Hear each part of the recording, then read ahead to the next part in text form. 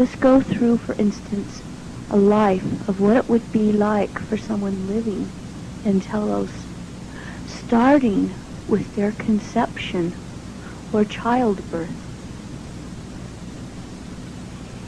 In Telos, as soon as a woman realizes that she is pregnant, she immediately goes to the temple, and she's put in a room that gives nothing but beautiful pictures, music. She is constantly informed that she's beautiful, she's perfect, her child's beautiful, her child's perfect. So you might say the very first cells of this child's conception is filled with beauty, with light, with perfection. And that is their building blocks. There's where they start. Just as they are starting to understand that emotions and such go right into a child's cells.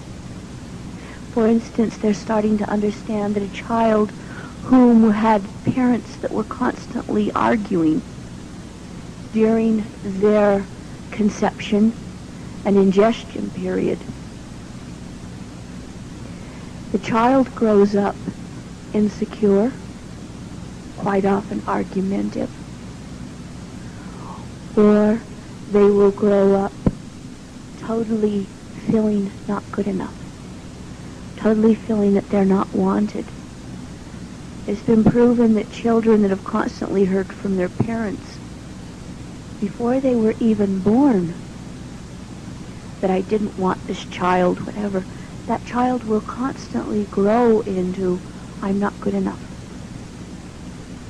So we start children off on the right foot immediately by continually enforcing that they are good enough. They're beautiful. A mother and a father, because a child has a psychic bond to both. Immediately start talking to the child. Start telling it how perfect it is. They spend lots of time viewing things that are beautiful. They spend lots of time singing to each other, playing little funny games, in essence going through a honeymoon again.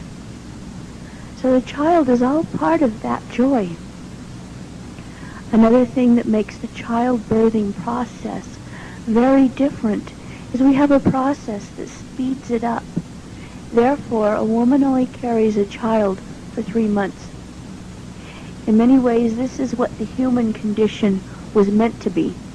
Most human females on other planets do only carry a child for 3 months.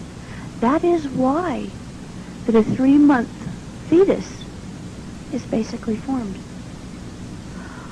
All it does from then is grow. In the speeded up process, it is actually completed even sooner and just grows. So a 3-month baby, of course, will not be as large as a 9-month baby, but it will be, in the speeded up process, more than large enough to support itself on its own. But we are trying to return back to the time that we don't even need the speeded up process, and the whole pregnancy process returns to only being a 3-month process. Also returning to that place, women have much, much easier childbirth, as you can, I'm sure, understand. Another thing that we do constantly in childbirth is that all our births are underwater. We have found that underwater births bring the greatest ease to both the parent and the child. When a woman goes into labor, she immediately gets a birthing priestess, and then they go to a tub in one of the birthing sections of the temple. And the tub is filled with body temperature water. And the birthing priestess puts the mother in a slight hypnotic state. In this hypnotic state, she is in nowhere even resembling a trance, but she is simply told that there will be no pain. This suggestion, as well as the underwater births, creates a comfortable environment, and most women never have any pain whatsoever. They simply feel the pressure.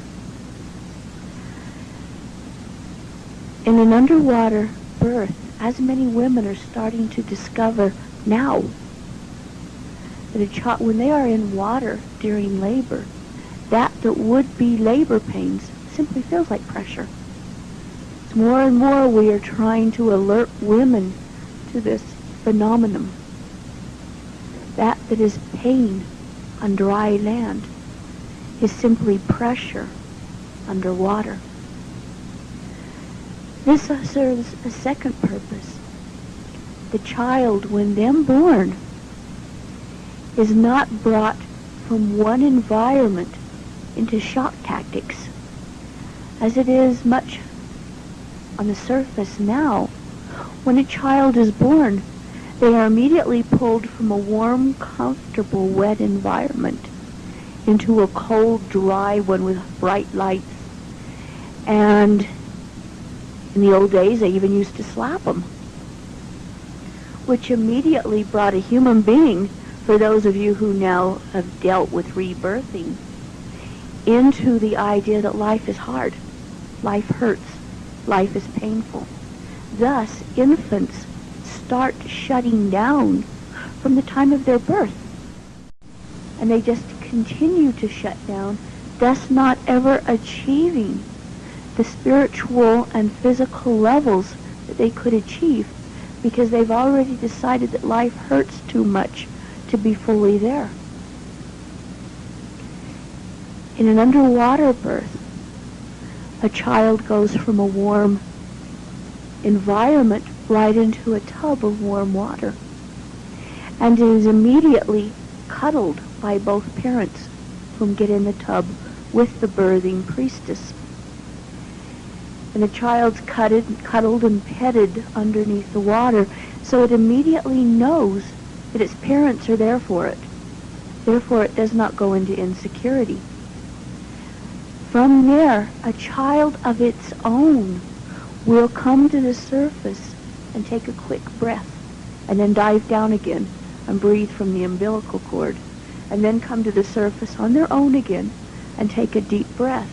This also expands the lungs slowly. The child can actually breathe for as much as a half hour on the umbilical cord from once it is born.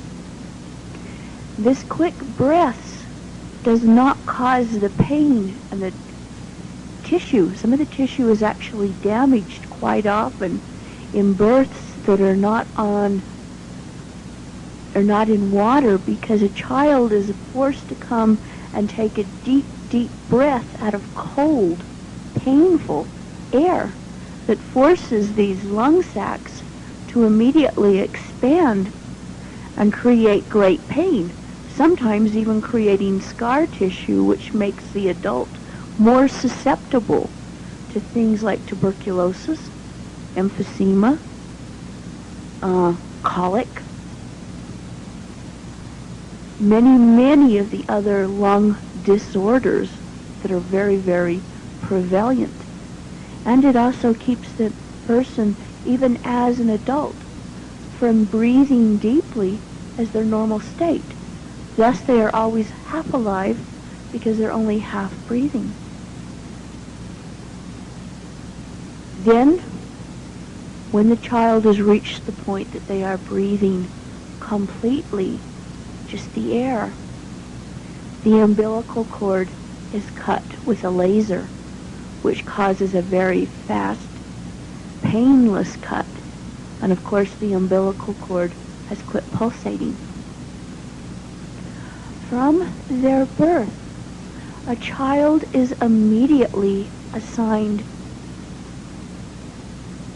12 sets of godparents. These godparents give a child a chance to interact with more than just their birth family. True, they spend most of their time with their birth family, but also spending a little time here and there with each of their godparents as they grow up. It gives them a true sense of community and the brotherhood of man rather than them and us. So the child immediately starts looking at the whole world as their family instead of becoming very, very narrow and personalized. This also keeps families from developing little cliques that in the long run become quite detrimental to a developing soul, where you're saying, well, we just do things because my grandparents did it, my great-grandparents, and my great-great-grandparents, and so on, which quite often produces thought patterns within a family that can be quite detrimental to the development of the soul. By having 12 sets of godparents that the children spend time with, plus the fact the child's parents are usually godparents to at least a couple of children, bringing other children to spend time with them. That way, too, as I said, it continually creates the sense of community. It constantly creates the sense of oneness. The old saying that is, if you wanted to stop prejudice, then you would immediately send a person to go live with that they have been prejudiced with. And they'll soon find out we're all just human.